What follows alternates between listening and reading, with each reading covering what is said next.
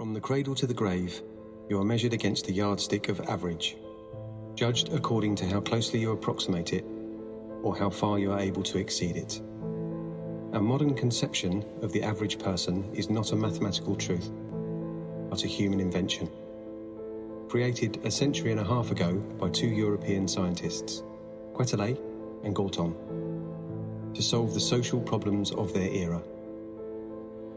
It's what Todd Rose speaks about in his bestseller, End of Average.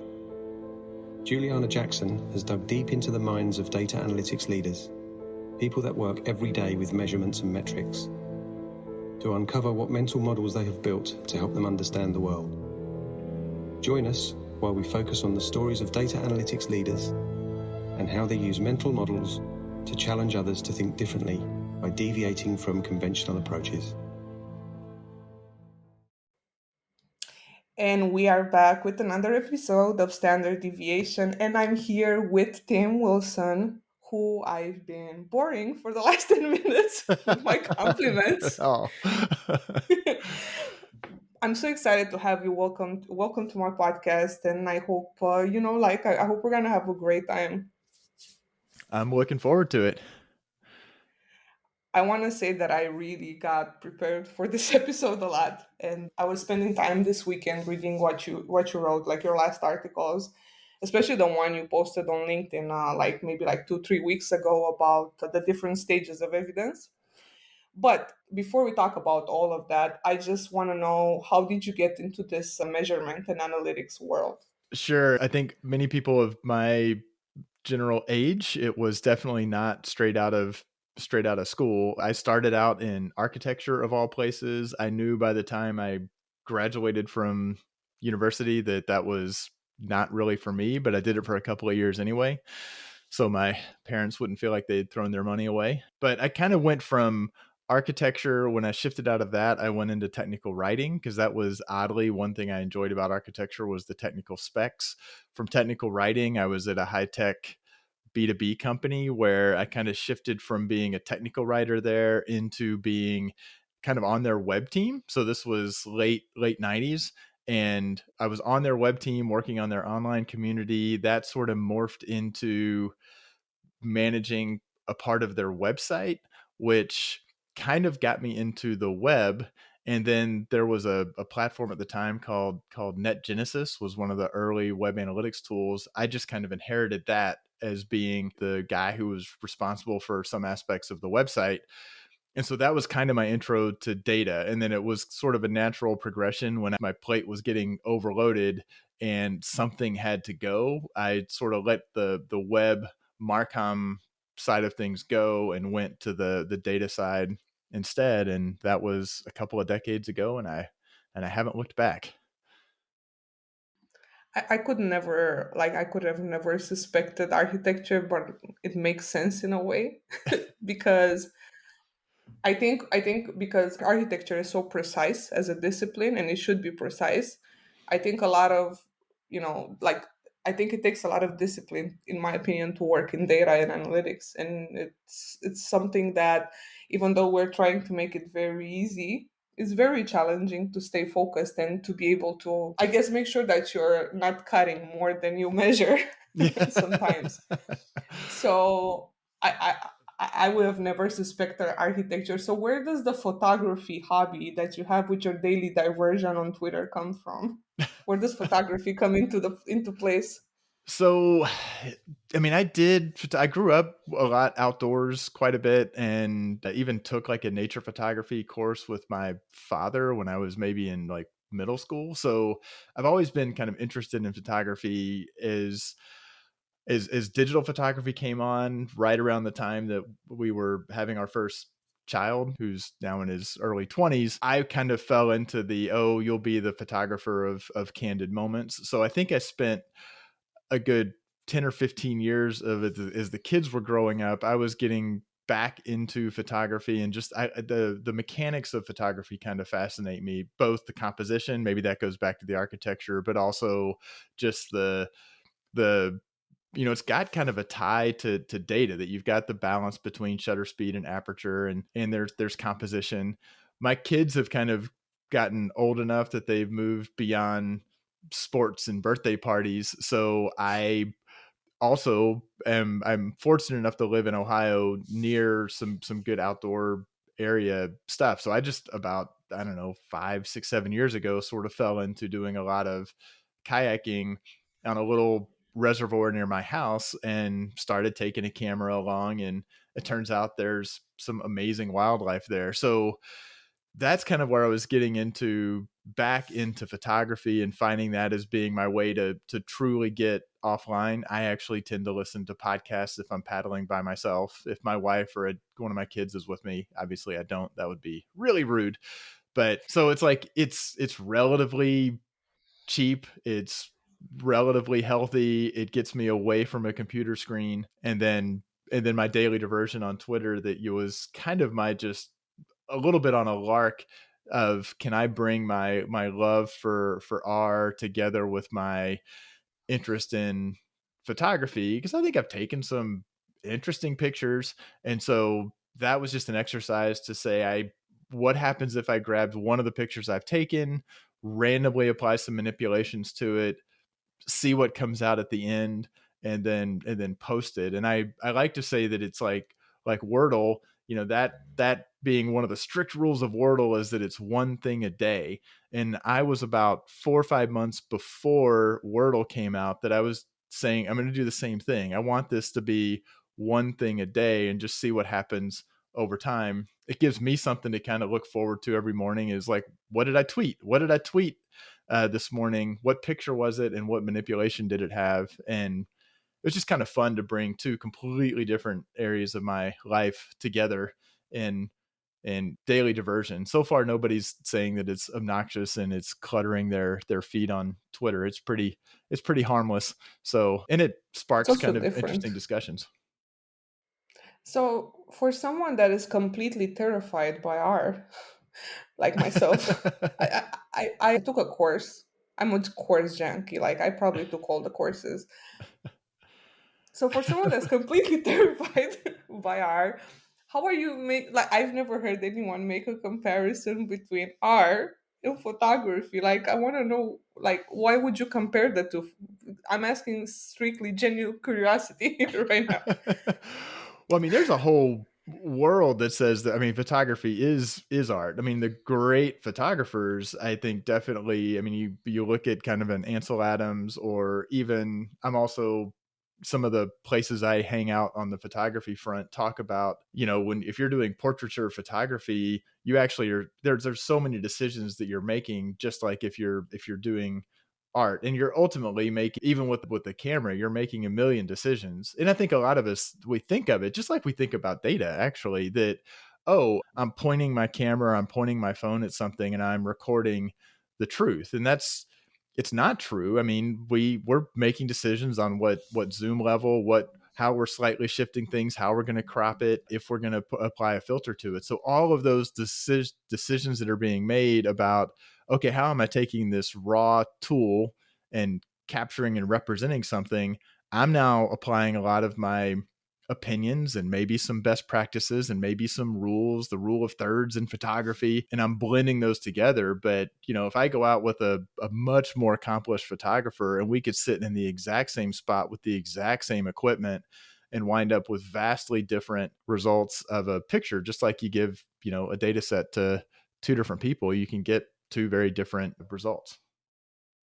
I never thought about it like that. That's fascinating, and it's true because, like, no matter how much we want to highlight the true, it's still gonna go through a lot of filters, like our own filters in general in life. So it's like you're preparing the information before you are giving it to someone that would listen or see it.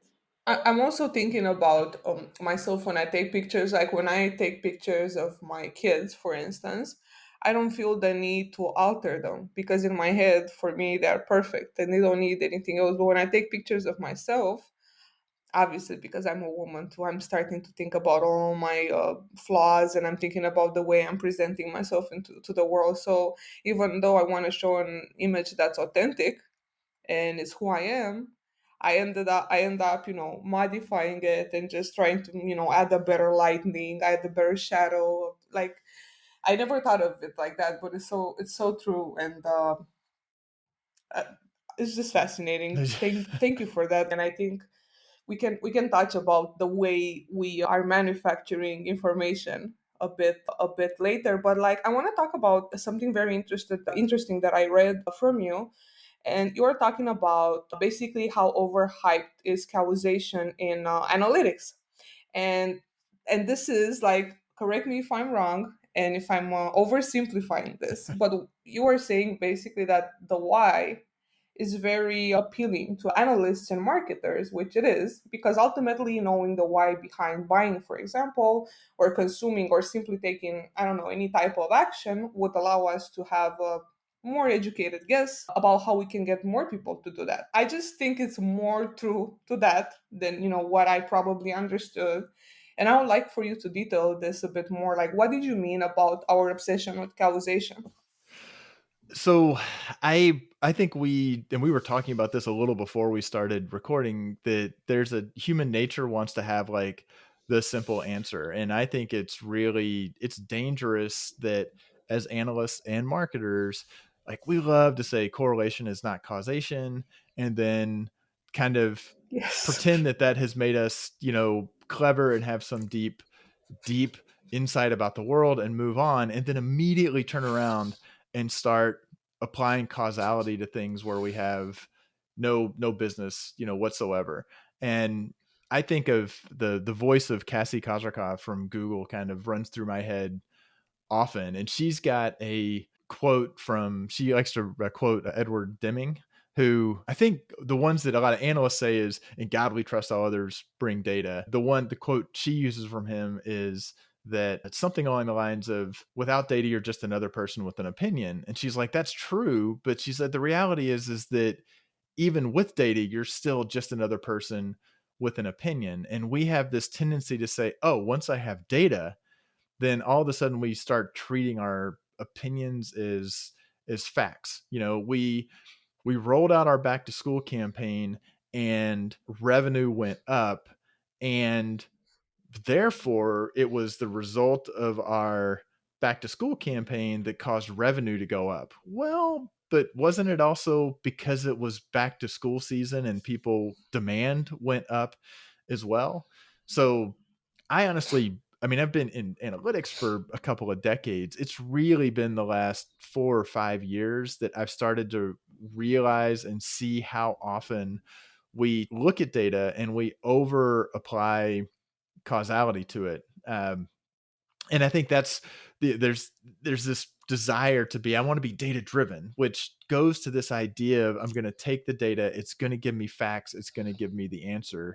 And years ago, before I worked with him, and I then worked with him and I no longer work with him, a fellow named Eric Peterson said, we need to stop saying data driven. We should say data informed. And I've Mhm. kind of used that when I teach how to use data. I call it data informed decision making, because it it is easy to say, I have an idea about how the world works, or how something that I'm doing, that I'm doing is going to cause a result. That's an idea. That's my opinion. It may be an informed opinion or not. It may be based on experience. It may just be, I saw a competitor do something. And then I can look at the data, and the data may completely fly in the face of that. That's useful to say, I have this opinion. The data I'm looking at wouldn't support that. And that's useful. We tend to say, oh, that's not good. Well, that is good, because that helps you understand something. If you say, I have this opinion, I look at the data and it doesn't contradict what I'm thinking, that doesn't mean I'm right. It just means that data doesn't contradict what I'm looking at. And there was this evidence ladder post, I think, is the one you're referring to, which is not Yeah. something I newly created, but really being clear of, if I really need to know causality, if it's really important and it's fundamental to my organization or to something that I'm doing, then I need to be using a more rigorous approach to apply causality. And that is rarely just taking, the revenue results by channel out of my web analytics tool from last month and applying causation. I probably do want to say, can I do an experiment? Can I do a randomized controlled trial? Can I design something like that? oh, I can't do that. Okay, well, then I need to actually apply some true statistical rigor to do some kind of this idea of quasi experimentation and actually understand that I need to try to tease apart what are the things that could be causing this result that I'm not accounting for. What are my, covariates and confounders? This is a hard, I think it is a profound and foundational idea that we have spent decades now thinking that the the explosion of data and the explosion of digital has given us all this data, then it's just we just got to throw it into the machine learning platform and it's going to generate the answer, and it doesn't. Like it's either exciting that that's a challenge we have to overcome, or it's very disheartening because it's the simple answer that people want. So I laughed and I nodded. I laughed because the reason why I laughed is because it's so true what you said, that we are going on, I don't know, social media, where we're going on blogs or conferences, and we're talking about causality so much, and we're putting it so far. And I'm to blame for that. When I finished my Harvard course about jobs to be done, that was taught by Clay Christensen, I came out of that course like I was, nothing can fuck with my opinions right now. Like, this is causality. I'm finding the job to be done, and I'm helping people, like, the whole. But it's a great methodology. Like, I'm not uh in no way dissing or making fun of jobs to be done. I absolutely love it. But the things that you find out from jobs to be done are outliers, right? So we are, in a way, hanging on to that truth because we want it to be truth, and then we're doing all these campaigns, and we're thinking we're creating campaigns for different jobs. But it's very hard to work with such little segments of people. And I know we want to bash correlation, and I bashed it too, and I admit it. And talking to you right now, it's like, oh my God, he's talking about these people, but I am one of those people Well, no, that no, but I mean, that. I think that, but that's But the you're other, right. I mean, the flip side of it is saying if the, if I have to make a decision and it has to be quick, and maybe it's got low to moderate stakes, and I've got a degree of critical thinking that says this really seems like it makes sense, like then correlation is fine. Like I think I don't want to be pegged to saying everything has to go to causality. We're making decisions constantly, and we can't Yeah. say, oh, I'm going to design a controlled experiment for every single decision I make in my life. Yeah. Like, yeah, grabbing some data and saying, does this hold up? Now, I think the difference between a mediocre analyst and a good analyst is the analyst says, let me critique the data a little bit first, and then see if there's anything I can quickly do to adjust for it. I had a client that said, we want to move customers from this segment into this higher value segment. And let's Hmm. just look at historically for the last 6 months. Let's look at all of the customers who moved from segment one to segment two, and let's look at how many communications we sent to them. And it was like, okay, well, that's great. That'll tell us how many communications we should send. It's like, well, wait a minute.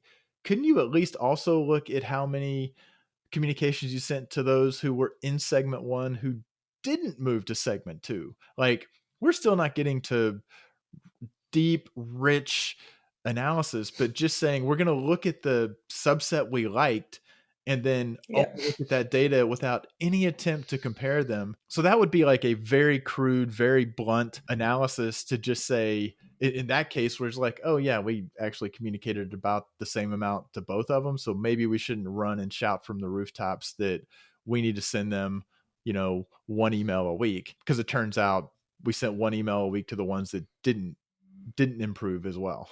This reminds me of a conversation I had with a data analyst. I'm a very big fan of Rfm segmentation, recency, Mm. frequency, and monetary value segmentation. However, I understand that it's like a unicorn that doesn't work for any, given company in the world. So for RFM, you need a huge database of people to be able to get some sort of directional data to move. So I was with this analyst, and we had a client that had like maybe 50,000 customers. He was totally unqualified for RFM, but I was so convinced that we needed to do this type of segmentation, and I was taking it as gospel. So I told the analyst, like, listen to me, and I'm sorry, Adrian, for that. Sorry.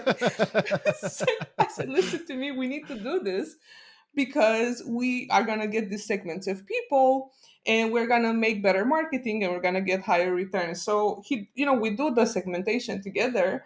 And then he says to me, but like all the people that are VIPs, like your best customer segment, could have been lost customers yesterday and bought today. Like, aren't you going to consider the period of time they were inactive?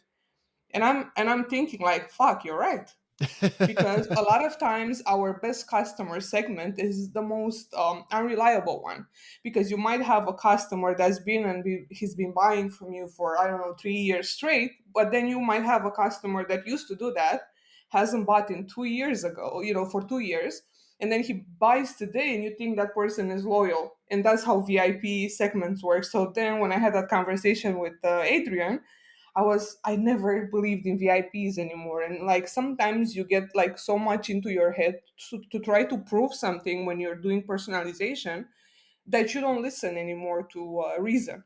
So I definitely relate to what you're saying, and like it feels good to be able to talk about the mistakes that you do, because sometimes we don't talk about wrong ideas, or we don't sunshine failures enough, and I think it's important. I think RFM's a great, and I It have not is. done a lot with RFM. I actually went to like a seminar on RFM to try to understand it, because I don't have a whole lot of personal direct application of RFM as RFM. But coming out of it, on one thing RFM does, put the data aside, it forces you to actually think about your customer. And if you're selling a product that people really only need to buy every couple of years, then you're like, well, I better take my recency and frequency, I should factor that in. So I think looking any of those models, taking them just at what am I thinking about here and where does it apply, that's useful.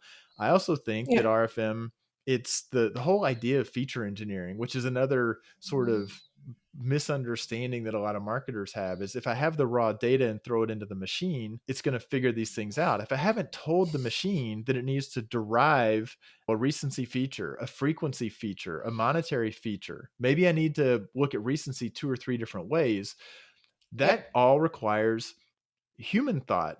And so it's kind of back to that, like, it is easy for somebody to say, oh, I've read an article on RFM. We need to do RFM. Follow the RFM checklist, and you will give me an answer. It's like, well, no, RFM should get you to think about your customers maybe in a different way, through a different lens. That can be useful on its own. The way that you choose to apply RFM and validate if RFM is useful as a way to come at it is a whole other like world of things. Like, oh, you know what? It's another thing that's more complicated, requires more human thought. The data is just not, spitting out the answer. So I sort of love those sorts of constructs from the discussion and the thinking that they can trigger. And then Yeah. it's just a pushing back against the thinking that it's like, customer lifetime value. It's another one we were chatting about before. That it's Yes. like, It's it's conceptually very simple. In practice, there's a whole bunch that goes on, and you really need to think about the way you sell, what you're selling, what you're offering, and how people buy it, and how you would use it. These are those moments when I see companies externalize their decision making process and their thought process, and it's very dangerous. Mm-hmm. And when it comes to RFM, I actually taught a course on RFM. Like, I'm obsessed with RFM, to the point like I went through Kevin Hillstrom's work, through all Oh, my mind that data, data. mine my Yeah. data. And I went through Jim Novo's course, drilling down, because a book, sorry, drilling down. I worked with Drew Sanoki, who came up with the concept of customer value optimization. I taught a beginner's course, obviously, from a marketing perspective. So I was like so infatuated with this concept The- that I got to a point where I wasn't thinking straight anymore. And I think it happens a lot when you when you just like believe in some models to the point that you just don't think anymore. And I stopped. Obviously, that's why it's good to work, like if you're a marketer, and I am a marketer, it's good to work in a very close relationship with an analyst, because they're gonna always ground you, put your feedback on the ground. But sadly, I think also to the point that you're making, I think it's also a very unhealthy relationship between qualitative and quantitative data, where it should be the total opposite. So I think when you see the marketers are always talking about, oh, it's all about empathy, it's all about the customer, like those boring truism posts that people are making, but they don't think that, like the quantitative part is very important, and it just like together they make sense. And it's very hard to work outside of that. So yeah, sorry. No, I'm a big. I mean, I've watched marketers. I've got a client, and the marketer, very bright guy, a lot of ideas, but he would wring his hands very vocally, like, we just don't know what. And they were selling to healthcare providers. We just don't know what's really the main factors they're really taking into account when they're trying to make a decision.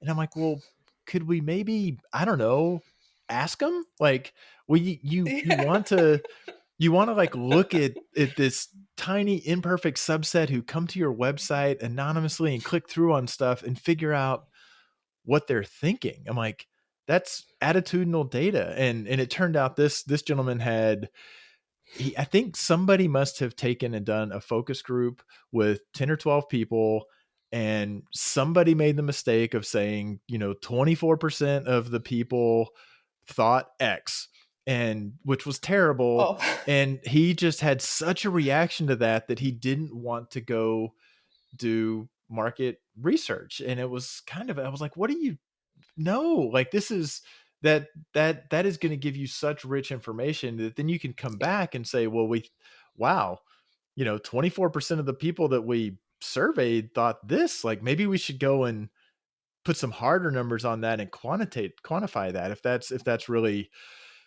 really true. And that's, yeah, all the flaws of attitudinal data, sure, also incredibly valuable. I've never seen some marketer do a focus group and come out of it and say, yeah, I didn't learn anything new about I didn't learn anything new about how I should think about our website or our product or our service. They always come out and say, wow, like, they said this and I never thought about it that way, but it totally makes sense. They just need to put on the brakes and not say they've discovered a truth. They've just broadened their thinking, which Yeah. that's what we should always be doing, is trying to broaden our Doing thinking and figure out where are the things that we could act on the most, and how could we actually shore that up, be potentially impactful all the way to also. causality. Yeah. It's a great conversation to have, and like as someone that is following you, you should write more about this. Just throwing it out there.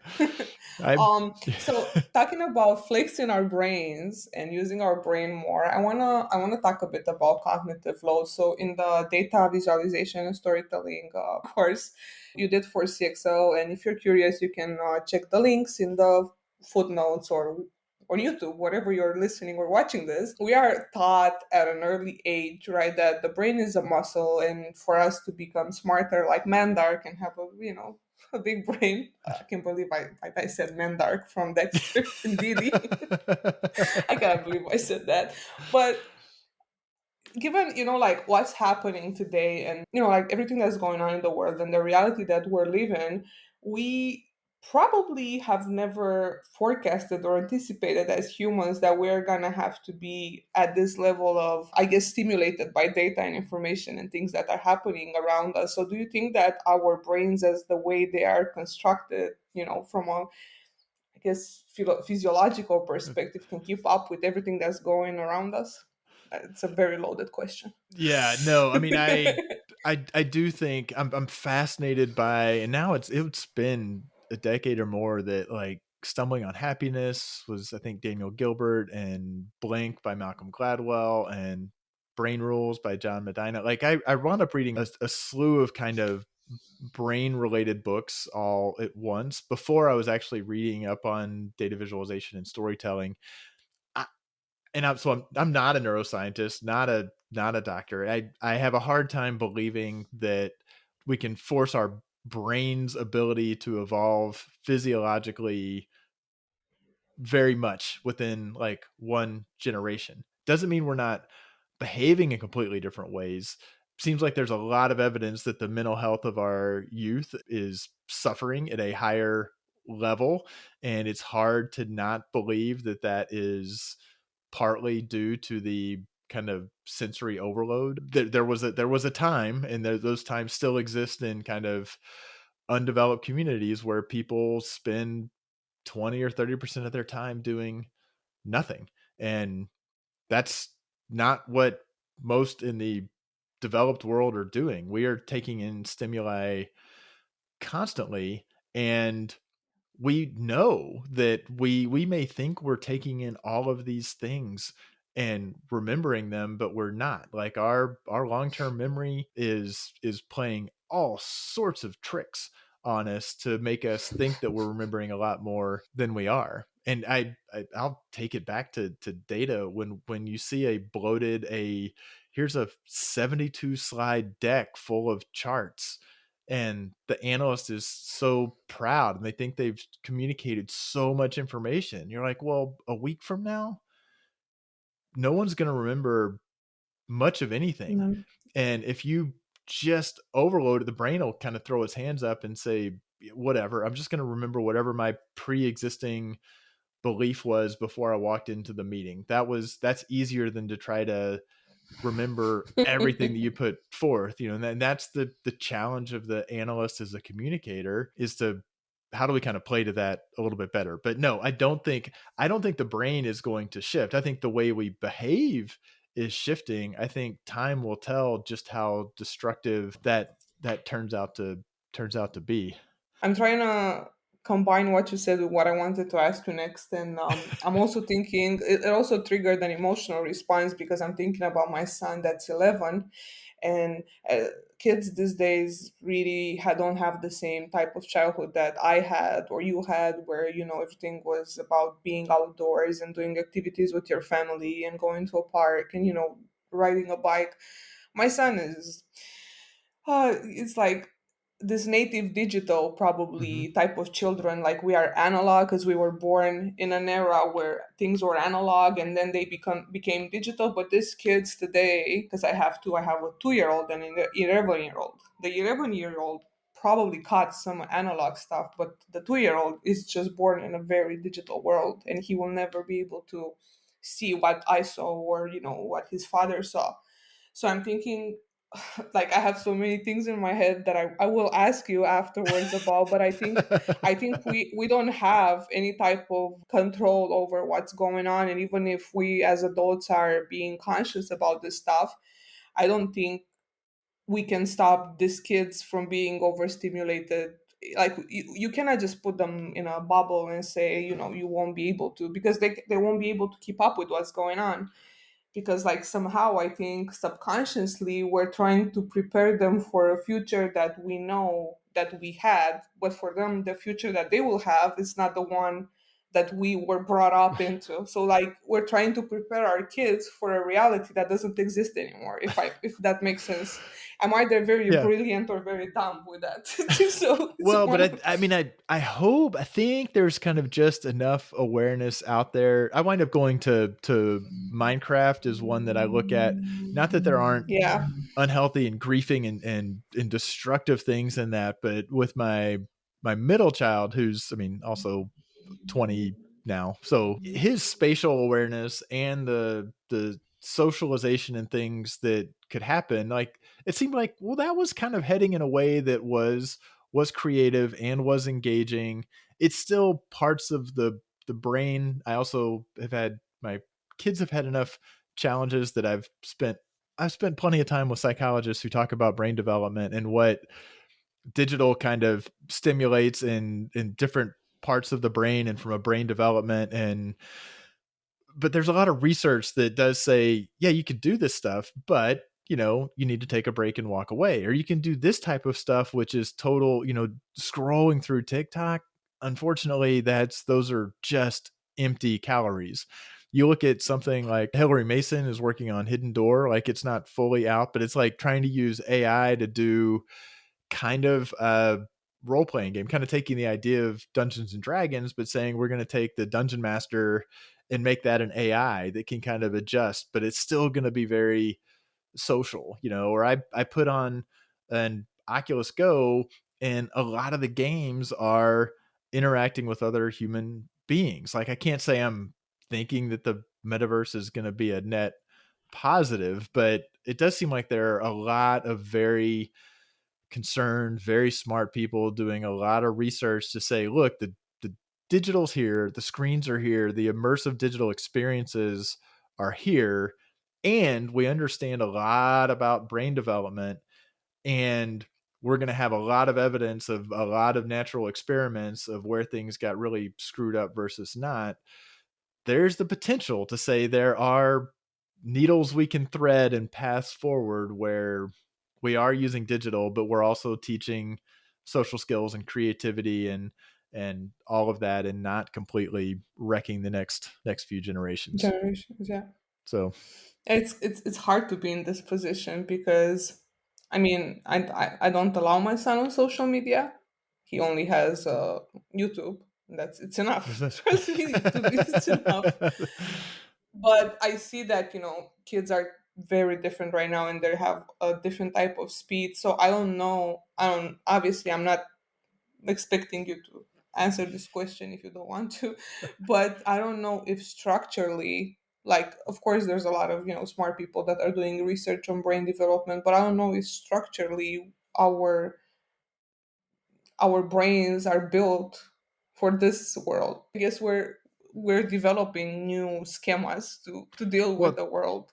yeah, and I think that's the brain. I mean, I don't think our brains have evolved that much from 1,000 or 2,000 years ago, Yeah, right? I mean, if it's the pace of change, like we're a pretty adaptive species. Now, there's a decent chance we'll adapt ourselves right into destroying the whole planet, and therefore it becomes moot. So my hope is that there are corrections when it's like, oh, that really doesn't go well, whereas this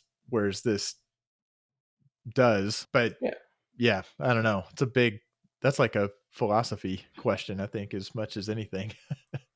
That's the only reason I created this podcast, so I can talk about philosophy. So I'm a big fan of the German cognitive load. So I'm very, for those that don't know me very much, I'm a very neat person when it comes to my work. So I always work with schemas.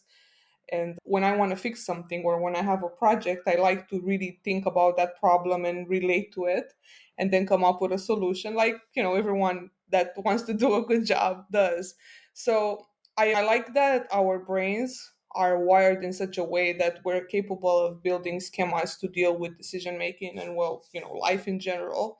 So we are using data to be we're getting informed by data, as you said, and we're using it to make decisions. So, like, I want to know what type of schemas or mental models have you learned through your specialization in analytics, but also from architecture, because I wasn't ready for that answer, so I have to ask. That helped you think better or make better decisions. Yeah, I mean, I don't think I've really thought about the architecture piece, although I think it's a pretty direct line from the Frank Lloyd Wright's form follows function to uh, data visualization, and kind of pushing back against people saying, "Oh, I need to make something that looks pretty or Pretty. is unique or well designed." And the fact is, when it comes to presenting information, it is a form follows function. Pick the best form, or pick the best function and the right form. What are you trying to communicate? Pick the right tool for that. uh, and I go back years of having a bit of a argument with an analyst who worked for me, who said, you have to put on your dashboard, like, it has to have some like sizzle, and some design. I'm like, trust me, it doesn't. Like, if you just focus on really clearly communicating, people will feel like it is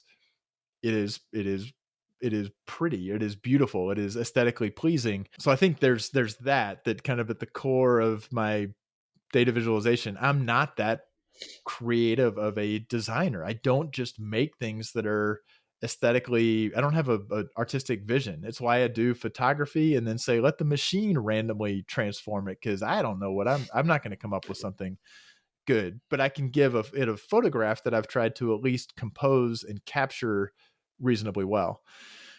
When it comes to the world of like using data, the fundamental kind of, I think this would count as a schema, is that I think everything we're doing with data, we are either trying to measure performance, we're trying to look backwards and say, how is this thing doing relative to what we expected it to do? Which means we have to, when we're planning a campaign, be really clear on what we're trying to do, how we would know if we think we've accomplished it. And then going forward, when we get mid-campaign or at the end of the campaign, it is an objective, descriptive statistics world. So I use what I call the two magic questions. What are we trying to achieve and how we know if we've done that? And spend a lot of time with marketers saying, I know you've never done connected TV before, but you're spending $400,000 on it. What are you hoping to get out of that? How can we measure it? Let's make sure we're instrumenting so that we can measure it. So that's kind of one schema, if you will. And then the other one is I want to learn. I want to make smart decisions going forward. And I see that as being hypothesis, the world of validating hypotheses, which means we need to articulate the hypotheses. And I've got a few different sort of constructs. The simplest is just articulating your idea, your opinion. I believe that, customers would respond to a dark mode website better than they would respond to a light mode. I mean, that's a silly one. And not just Yeah. articulate your opinion, but also say, if I'm right, what am I going to do? And it really boils down to that. And then, okay, how important is this? Am I going to is the future of my company resting on this? Or is this just we got to make some decision and we don't want to completely screw things up? Or is it, we could flip a coin. We don't really care, but we've got to make a decision whether it's going to be light or dark. So saying, recognizing I am trying to make a decision. I understand the stakes of that decision. I understand why I'm leaning one way or the other. And now I'm going to make a decision as to, I need to think through how I'm going to go and validate whatever decision I'm making. So that's, I don't know if that kind of falls under that whole world, but like I view everything with data kind of, it's one of those two scenarios. And I think all too often those get crammed together. Give me the monthly report, tell me how we did, and give me some insights. And to me, that's like cramming two completely different things into one ask. And it winds up being a 75-page deck with a bunch of charts with the analyst saying, I hope you got what you want And out of bullet this. points. Yeah. And bullet points. Yeah. Bullet points are the worst. I know. Uh, I laughed. I good laughed. job. I told you when we chatted that I laughed at a lot of people.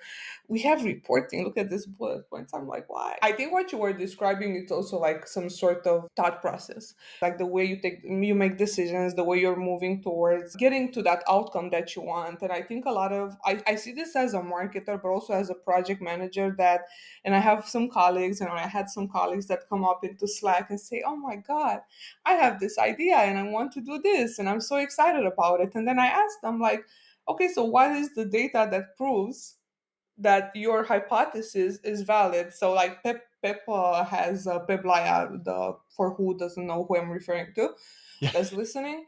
He has this framework. When he hired me some time ago, I just had ideas. So he said to me, listen, when you want to have an idea, just use this framework: your hypothesis, data that proves it, your hypothesis, what do you want to do? Like, what's the solution? What's the impact?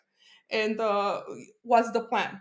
And like the estimate. So once he gave me that framework, that schema, then all the projects that I took were better because he gave me like, like this template that I can put, my thought in, and also disciplines you a lot as a person. So I think the more you work with metrics and with the more you communicate with machines, you are forced as a person to only say what matters, if that makes sense. Like only reduce the conversation to what matters. I think that's fantastic. And I love it as an antisocial person that I am. I know I don't look like it, but I love it. Yeah. So yeah, that that makes sense. But it's a very fine line, and we were talking about this a bit in the beginning. It's a very fine line between manufacturing information, right, to fit the receiver Hmm. of it, and actually building honest reporting and dashboards. So I want to know both sides of the story. So what's the difference between modification and manufacturing information to feed the receiver and actual reporting of what's going on? The what's going on is why it's so critical. Like we're never more objective about what we think we might achieve than like before we start trying to achieve it. So to me, that's why it's so critical in the planning of a campaign or a project or an initiative to get everyone on the same page of saying, what does success look like? How are we going to measure it? How are we going to define it? Having an analyst that says, well, wait, you can't just say leads. We at our organization, we have marketing qualified leads and sales accepted leads and sales qualified leads. Which kind of leads are we talking about? So that's part of it before there's anything. If you're arguing about it after the fact of which definition of leads you meant, then you're doomed. Like everybody's got human nature, whether they subconsciously or consciously have an agenda, they're going to. So getting really clear on how are we going to align across all the stakeholders on what success looks like. And that should be very objective and quantitative. We drastically exceeded it. We were basically at whatever we, a little above, a little below, right on it, or we did not achieve it. That's objective. The why, but you need to tell me the why, and you need to make recommendations. That is a separate operation, and there is going to be a lot of opinion. And to me, the key there is to do some level of brainstorming. And this is where I struggle sometimes with, people who are like straight out of school and don't have actual real world, maybe marketing experience. And we want them to find the why. Like that's completely unfair to them to independently do that. They need to kind of learn how to think about what could be what could the root causes be here. And so I don't know, sitting back and saying we've considered all the possibilities. Did our competitor do something? Did the economy do something? Did a pandemic happen? Was it because we did this thing? At least capturing, being fairly broad thinking, what are all the things that could be the why here? I can't go pursue all of them, but let me stop and pause and think about that. There's a framework, analysis of competing hypotheses, that Mo Kiss kind of introduced me to. I'm a podcast co-host, that you want to kind of come up with that full list. And then that may not be what you ultimately present, but if there are some that you're like, yeah, somebody's trying to claim credit for something that was likely this other completely, this externality that they had no control over, as an analyst, we want to have thought through all of that because those questions may come up. And then I think the analyst can put on the hat of, I need to be as objective as possible. And the analyst can put on the hat of, I'm not in the business of trying to make people feel really uncomfortable or look really bad in a public meeting. Like, do not surprise the person by, telling them that, this, you did a terrible job, is never going to win. So I don't know if I veered a little bit off course there, but of course, like recognizing that we're making assumptions and we're applying opinions all the time. And any analyst that says, I have the data, I have the truth, like that analyst is either very junior and just hasn't learned yet, or they're terrible. They're just bad people. No, they're they just don't, like, when an analyst gets too caught up in what they think they have, that's challenging. Like there's just too much uncertainty in the world. And that's this other piece where there's always going to be uncertainty, and we need to acknowledge it, quantify it to the extent that we can. We don't want to spend the first 45 minutes of an hour-long presentation talking about all the reasons that what we're presenting is not reliable, but we do need to say these are some things that we can't account for. Let's be clear. Everybody clear with that? Okay. Now, given that, here's what we looked at. So everybody should be approaching the results with a little bit of, this is an estimate. None of us in this room are omnipotent. So therefore we don't truly know. And a little bit of humility would be great throughout the entire world of marketing and analytics. Amen. And I admit that when I was getting started 7 years ago, I was very cocky. And you're very right. Like when someone acts like they know the truth and they feel like super, I guess, immersed in the idea that they hold the truth, they become, very cocky. It's mostly because they're junior and or they are assholes. Or they're assholes. But Yeah. that's another story. But I relate. So I want to go into a part of this podcast because we're almost close to the end. First of all, I want to say that I'm not a native English speaker, so thank you for bearing with me. Whoever is listening, I'm doing my best. As often happens, the non-native English speakers generally have better English than many of us who that's all we know. Well, clearly this is not that one of those cases.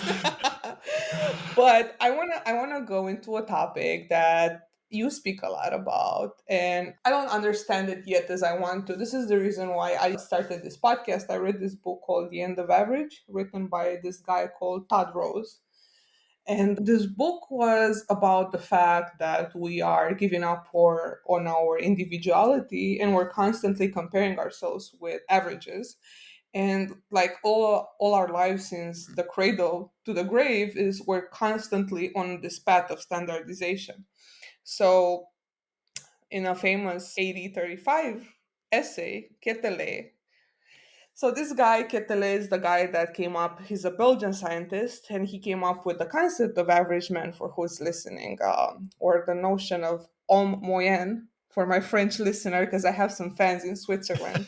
So Laurent, I said homme moyen. Thank you. He's basically like saying that combining the social and physical characteristics of population, you can get to this concept of average man. So such patterns from social and physical, characteristic would be explained that, by the general causes for which society exists and maintains itself. So he believed that the science of man should investigate the social body and not the particularities that are distinguishing this person should be considered into his, I guess, calculations. So he believed that the statistical laws, and this is where you're good at and I suck, he believed that statistical laws explain the social phenomena, and that is basically that the society that we're living today is just a whole sum of average. So, like this whole civilization that we have in the world is mostly right now, I guess, defined by this concept that Adolf Quetelet came up with in 1835 as the average man. So, I want to know your opinion because you talk a lot about averages and you're working with averages and you also know statistics. So I want to know, Oh. what does a data analytics leader that works with measurements and metrics all day thinks about the average man and also thinks about the standardization that we are put as humans from the cradle to the grave? So averages are terrifying. I mean, I will point out that this podcast is literally the counter to average, right? Standard deviation is all about the variability within the data. And I think, I mean, there have been so many examples. And if you take it to an extreme and said, if we were living in the average world, it's basically a gray world, where everyone is, I don't know, 37 years old and whatever. Like, one, incredibly bleak to be living in a world that was only averages, and to destructive, right? A Hidden Women, the book about the crash test dummy, where they took for years, the crash test dummy represented the average man, which was a little bit of Yeah. a miss on the average, because that meant crashed great for the average man, but that's a very narrow sliver that half of women are not included in at all. Actually, I'm pretty sure they're a large number of women who actually meet the requirements of the height of an average man. But averages like are destructive. In the military, if we gave everybody the average boot size, like, oh my God, that's not very effective for going on a long march. You've got people whose feet are not equipped to that. So I think that's another, to me, sign of, I hate to use the phrase data literacy, but I'll use it both in analysts and in marketers, that, we will look at like, what's our benchmark click-through rate? We want to exceed the average. And that absolutely infuriates me. One, because it's just saying I'm too lazy to think about what I'm doing. I just want to hit or exceed the benchmark. And if we all eroded over time, the benchmark would slowly go down and our jobs would get easier. I mean, it's just terrible. But not asking about the variability and is kind of the key. If I have the average for a metric and it goes, but I've gone for the next month, I've gone up a little bit, there is a tendency to say, oh, I went up. Why did it go up? Or it went down. Why did it go down? And really the first question should be, how much variation is there in that metric normally? Because if you've got a high variability around the metric, then you should have to move a lot more to say, oh, I've gone outside of the norm. It's the core of like many anomaly detection algorithms are saying some data is very noisy. Some data is very stable. In the world of marketing, a lot of our data is very noisy, which means you may see a metric move what you look at and just say, wow, it went up 10%. That's got to be enough, right? Like that's clearly the result of the thing that we did. Well, not if you look back historically and it Yeah. varies by 20% around the average. So I as I got a little bit more into the world of statistics, like I have an unhealthy affection for box plots for that exact reason. Like we like to say, let's look at traffic or let's look at revenue by channel. And we just look at it and it gets treated as like that's basically an average. Even if it's a total, we're taking the total. We could say, well, that's like the average revenue by day multiplied by 30. It's basically an average if we're not looking at it saying, but how much variability is actually occurring within that? And that can be incredibly useful. A little bit harder for somebody to interpret a box plot than just a simple bar graph. But then I can look at two numbers that looked identical on a bar plot. They have the exact same value, but one of them's got huge variability. The other one has very little variability. I can say that actually is useful. If I'm trying to expect what's going to happen next month, well, for the one that has very little variability, chances are I can get a tighter estimate. Isn't that like the Simpsons paradox when you two things look identical when you look at them, but if you analyze them, they look different? Or am I confusing it? It's okay. I'm okay to be Simpsons. vulnerable and not knowing. It's Yeah. okay. No, Simpsons. That's the one where he had 4 data sets. You can take multiple data sets. They could have the same average, the same standard deviation, the same like basic same number of samples, but they actually, when you visualize them, they look very different. So yeah, it's I think it's related. And that's where, like, to me, a box plot is a great way to say, I don't have to look at all. I'm still summarizing the data. An average is a summary of the data. A box plot is still a summary of the data. It's got a little few more points on the graph to look at. And I'm not saying the box plot is the solution to everything, but it's like, let's not just take the total for the month. But even that, you take the total revenue for last month and somebody infers that it's fairly constant, and then if you looked at it broken down by day and you realize that it was actually a really low number for all except for 2 days where it just spiked way up. And yeah, I mean, in my first statistics professor ever said, always visualize the data, which Simpsons paradox is the same thing. Visualize the data, because you just your eye will see something that says that doesn't look right. That's why you do a plot of the residuals when doing a regression. Like, wait, are these are these stable, or is there some other weird pattern that means I need to go back and think about it? I'm a fan of averages with their extreme limitations of that is literally the very first most summary cut, and it's generally can be dangerous to just stop with an average or a total, especially we're dealing with data that's over time. I guess maybe that's the analog.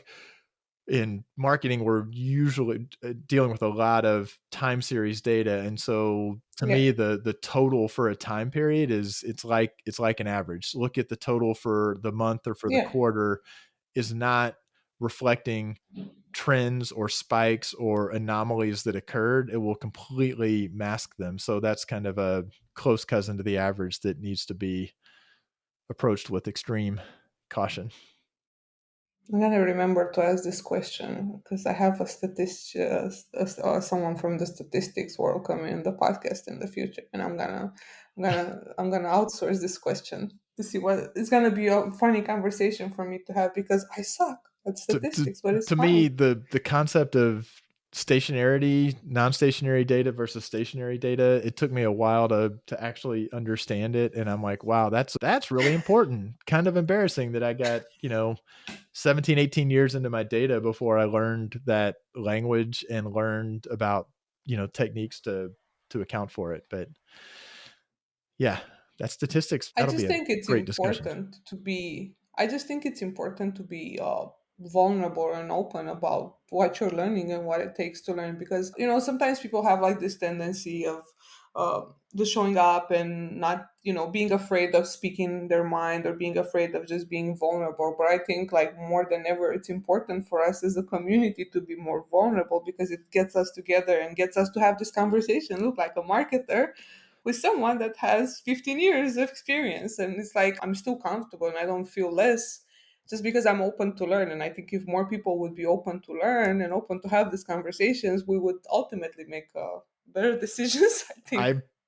Yeah, I think there are plenty of people who are intimidated by data, and having an analyst come in as as a, a jackass who pretends that they have the answer and know everything, and this goes both to, we don't want the analyst walking in talking about heteroscedasticity or something that is off-putting. I think for an analyst to walk in and say, this is complicated.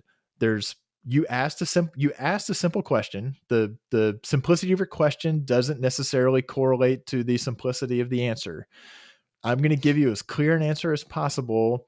Let me walk you along a couple of things that didn't occur to you when you asked. You asked for how much revenue from last month. Totally have that answer, but as an analyst, I need to look at and say, you probably also are going to want to know if there was a big spike or a big dip or if it's trending in some direction. So you Of asked a course. simple question. I'm going to give you the answer. I'm unfortunately also going to help you think a little more deeply about your data, which means I may actually spark some ideas that may lead to hypotheses that we can actually go and act on. But I think humility in the analyst is like a very critical uh, skill, because In marketers too, they need to yeah, be more humble. true. Marketing is overhyped right now, and I think it should be like from all sides more.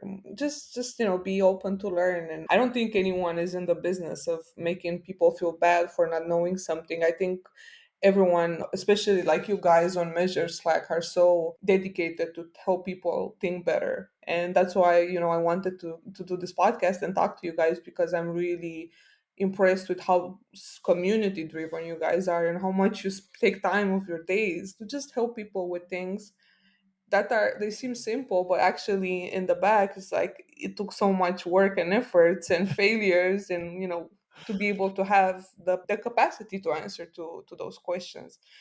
Tim, this was awesome. I probably would talk to you for another 3 hours if I could. um because we're closing, just give me like the like the crash course on the analytics power hour. Where can people listen to it, and where they can find you and read you? Sure. So the Analytics Power Hour is at analyticshour.io or on any of your favorite podcast listening stations. So we're closing in on a couple of hundred episodes at this point, and their discussions very much like this. The feedback we get is that we do not sound like we think that we know everything. We pick topics that we don't know stuff about, and we try to get people on who can help educate us. And have become three very, very close friends, the three of us who co-hosted, Michael Helbling and Mo Kiss and myself. So we do it. I have said for years that I get a ton of value out of just recording the podcast. If the fact that we recorded it and other people get value, that's kind of gravy, but I get to go and have these thought-provoking discussions with people. So we're also at Analytics Hour on Twitter. I am at TG Wilson on Twitter. My website is GilliganOnData.com, which was really restarted. It's been around for 15 years, but really the domain has been around for that long. The current iteration came out, that daily diversion on Twitter that we started from this discussion on, really prompted me to completely re-platform that website. So it's now built using R and Hugo and Blogdown. You have that website with R too. There is the statistics one. I forgot. Hold up. Dartistics.com. Yeah, Dartistics. Yeah. And that was, as you head to Copenhagen, say hi to Mark Edmondson. That was getting a crash course in learning many things about R. Was Mark and I stood that up years ago, and I've lightly done some maintenance on it as the R has changed. We keep thinking that may get another overhaul, but that was a site intended to say, let's help digital analysts specifically who understand Google Analytics or Adobe Analytics data learn the R programming language and learn some statistics along the way. The statistics hasn't really hit. I feel like I've got content I could add on that front. But yeah, it's one of those, like, the best way to learn something is to teach it. And that was Dartistics.com that was me trying to, with a Mark on point and me trying to just ride on his coattails to learn a lot in a very short period of time so that we could teach a class. But you will find all these links in the episode notes, and you will find them, if you're watching on YouTube, you'll find them in the description. I would also ask Tim what is p-value, but I'll leave that for another time. We'll leave that conversation for another time. Ask the statistics person that one. That'll be a whole episode. God, I know better than that to throw myself like that. Actually, Thank you so much. I will say Cassie Kozrakov p-value explained with puppies, hands down the best post ever to read about understanding p-value. It is a wonderful piece of writing. The problem with p-value is that for me, every time I thought I understood it, I actually didn't. So it's like the puppies might help. Like, that sounds like something Juliana friendly. Thank you so much for being here today, Tim.